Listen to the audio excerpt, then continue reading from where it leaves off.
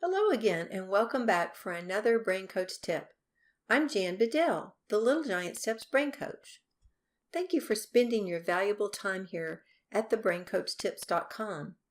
There seems to be more and more families seeking help for their children to function better emotionally, behaviorally, as well as academically. I believe there are many reasons for this increase in demand, but one big reason is our cultural practices in raising our young children. One way to be informed about these pitfalls and how to avoid them is to listen to some of the previous Brain Coach Tips podcasts. Brain plasticity. That's the subject for today, brain plasticity. In the 1950s and 60s, what most scientists based information about the brain, they said it was observable behavior, or what they could see happening right before them. At about the same time in history, the neurodevelopmental approach was birthed. A physical therapist and a neurosurgeon worked together and found that the brains of even profoundly affected children with cerebral palsy were changing through frequency, intensity, and duration. I call those the keys to learning. Frequency is how often something's done, intensity is how strong it is done, and duration has two aspects. Short periods of time, so short durations each day or each time or each frequency, and over a period of time. If you want to delve into that subject of frequency, intensity, and duration more, listen to podcast number 3. It's called The Keys to Learning Anything. But back to the 50s and 60s, and for decades after that, the word from neuroscience was that the adult human brain is essentially hardwired. It's fixed in form and function. That means it's just not going to get any better. And they thought that happened by the time you reached adulthood. They figured when you were an adult, you were pretty much stuck with what you have. Something amazing happened in the last 20 years with the technology of the MRIs and the other brain scan, all that technology we have now, and the science that can confirm the premise that the neurodevelopmentalists have gone on since the 50s, and that is the brain has plasticity. Now, what does that mean, you might ask? It means that the brain changes as we are exposed to and learn new skills. This is based on the understanding of reorganization of the neural pathways. The neurons, which are the brain cells, they are the building blocks for these neural pathways. You can think of them as like road maps in your brain. When your brain is stimulated, these dendrites are created. They actually grow out of the brain cell. Think of your hand as a brain cell, so you can get a picture of this, a visual of this. The palm of your hand is a brain cell, and your fingers that are sticking out, those are dendrites. The dendrites are these small appendages, and they connect one neuron or brain cell to another, which forms these neural pathways. You can get a picture of this as you think of an axon being the part of your arm. So you've got the cell and the axon is connected to that.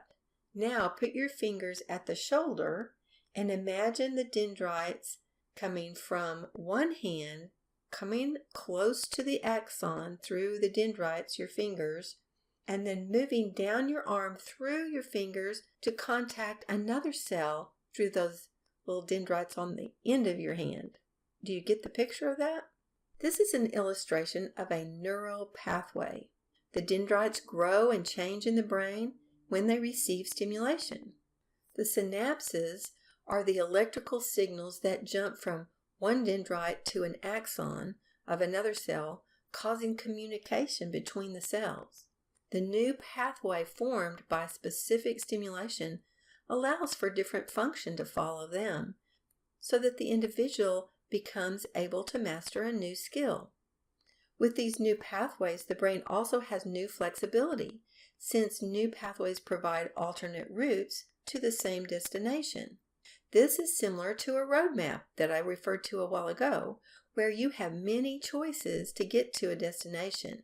This happens in the brain, and the neurodevelopmental approach is based on making the most efficient pathways possible. Just like you don't want to spend extra time personal energy and pay for extra gas when you're getting to a destination in your car. When you have this flexibility in the brain, it makes learning itself more efficient, as the brain is allowed to take the most direct route to get that particular job accomplished.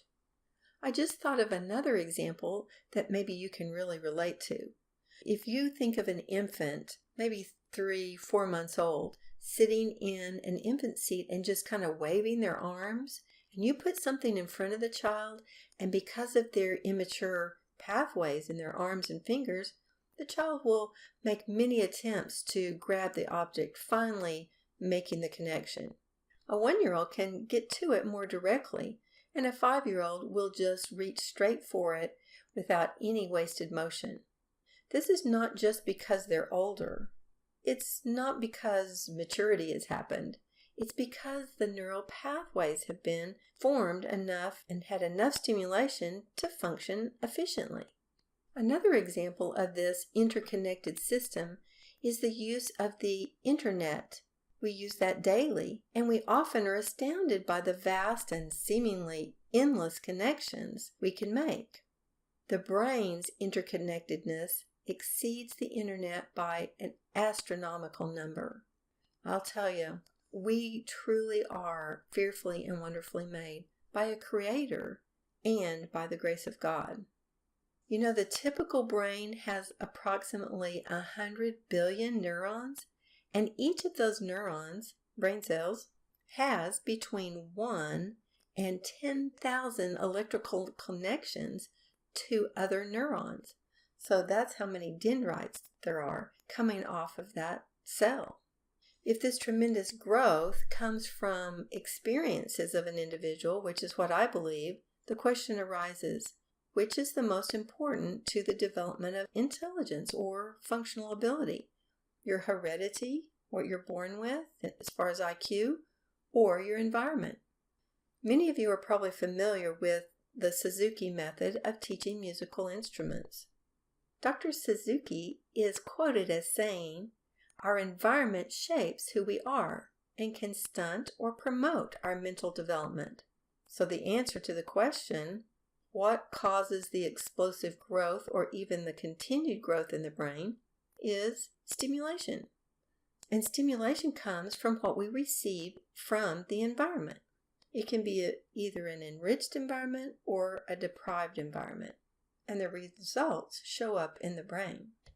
Not only are there enriched environments and deprived environments, there are also different kinds of environments, like some may be very enriching, but they're random or chaotic. To me, this is like a preschool classroom. If you walk into that classroom, there are letters over here and numbers over here and colors over here and community helpers over there and a big bright bulletin board over there. It's just a big visual maze in there. And then oftentimes there's a little cutesy letter formation that is supposed to be teaching them what an A looks like, and there's a figure of some kind of animal or something in the letter, and you can barely make out the letter between all the drawing of what it is that starts with A. To me, this is a very random and chaotic kind of input and is not very effective. That environment has actually been equated to a gambling casino that is designed to disorient you when you walk in there, so you just continue putting your money in a machine and pulling a handle. Our goal is to have specific stimulation, not random. Specific stimulation builds efficient pathways. Let's take, for example, a number flash. Instead of having all these numbers that are running together up on the wall, what if you take one number at a time, flash it in front of the child where they don't see anything else, and tell them what the number is? If you do that twice a day for 1 minute, just flash and tell them, flash and tell them, flash and tell them, then they're going to know those numbers really quickly. Most of our education and most of our tendency is to ask for output. You hold a number up in front of a child and say, "What's this number?" Well, if you give them that input with the keys of frequency, intensity, and duration twice a day for 1 minute, and you're doing it really fast and intensely, they're going to get it. This is the kind of thing we teach with all of the concepts and all of the exercises that we use in early learning foundations that's based on the neurodevelopmental approach. So if you have a little one from between 4 and 8, you want to check out early learning foundations. It will give you a good way for their brain to be organized, for their processing to be up. That's their short-term memory. It will help their long-term memory and also give them the basics of math through that program. This really applies to all specific stimulation. The response to stimulation builds the pathways to function, and that is referred to as the plasticity of the brain. So you're actually building the brain so that it can do a certain thing. This can be demonstrated in the recovery of a stroke victim. In a stroke, brain cells and networks are destroyed, but with stimulation, and especially the right kind of specific stimulation, the healthy part of the brain can take over the function of the damaged part. Since the majority of stroke victims are older, this recovery speaks of the plasticity of the brain well into later life, if not all the way until death. It just has to do with specific stimulation occurring with the right amount of frequency, intensity, and duration. If you know someone that's had a stroke, you might want to look into memory and motion. It's a neurodevelopmental approach for adults, just to help their brain work better. You don't have to be a stroke victim for that to apply, but it would be very beneficial for them. There's another aspect to brain plasticity that I want to mention here. That's the relationship with the metabolic or the chemistry of the body. If your chemistry is off, it can cause a slowdown or even regression in the pathways being built, or it could halt the pathways from working if the condition is too severe. An example of metabolic issues that cause issues for the brain to work right, maybe even causing brain fog and that kind of thing. Some of those causes are allergies, gut issues where certain substances are not metabolized by the body. If the person has heavy metals, this is going to interfere with building those connections. I just want to remind you, we said this last week, but we're doing free metabolic consultations that Little Giant Steps is offering. If you're interested in scheduling a 15-minute free consultation with me in regards to metabolic concerns, I want you to email office@littlegiantsteps.com. You'll receive a link to a survey so I can get as much information possible before the consult. This will allow us to spend all the time on that phone call with you looking at solutions. After we receive the survey, you'll get another email with a link to the available consultation times. So back to plasticity, brain plasticity. Studies show that an enriched environment makes a huge difference. In an experiment with rats, in only 8 days of exposure to an enriched environment, the cortex would be between 7 and 11% thicker for the rat pup. In 2 weeks, the area of the brain involved in integrating sensory information grew 16% thicker than an unenriched pup. So there's just some research behind what I'm talking about. The neurodevelopmentalists work from the idea that the brain mass is due not from the number of brain cells themselves, but in large part to the growth in dendrites connections, which is the branching of those appendages of the brain cells, like the fingers sticking out that we talked about, and that's done through specific stimulation. Just so you know, the specific stimulation is built into all of our products and programs. That's basically what we do. There's a really good book by MARIAN, and in her book called Magic Trees of the Mind, she states that the ability to change the structure and chemistry of the brain in response to the environment is what we call plasticity. So if you've been wondering what brain plasticity, there it is in a nutshell. The ability to change the structure, which actually changes the chemistry too of the brain. So if we work on auditory processing, and stimulate that area, then the chemistry works better, and oftentimes a lot of the ADD, ADHD symptoms diminish, and sometimes they even go away. In some research that I did, there were 2 internationally known researchers in the science of brain plasticity, a Dr. Merzenich and a Dr. Jenkins. They said that plasticity represents a critical breakthrough in understanding improved learning strategies for children with language and reading problems. They cited that adaptive training techniques such as frequency, reward, intensity, and motivation allow for more rapid learning. They're basically saying what we've been practicing for over 20 years at Little Giant Steps with our frequency, intensity, and duration. So to learn more about that, go to littlegiantsteps.com. Remember about the free metabolic consultations available. Metabolic issues like autoimmune responses, inattentiveness, emotional behavioral issues, those kinds of things can be helped when we address the metabolic issues. You can email office@littlegiantsteps.com, and the steps is plural, littlegiantsteps.com to get started with your free metabolic consultation. Well, that's all the time I have for today. I hope that I have helped you in your journey toward understanding how you can use brain plasticity to your advantage in your homeschool.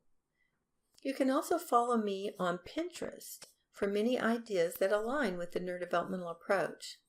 I am at Jan Bedell, that's BEDELL Brain Coach. You'll find a number of preschool fine motor kind of activities there that would really be good to develop the hand strength needed for your writing later on. We also answer questions on our Facebook page, so you can join us there as well.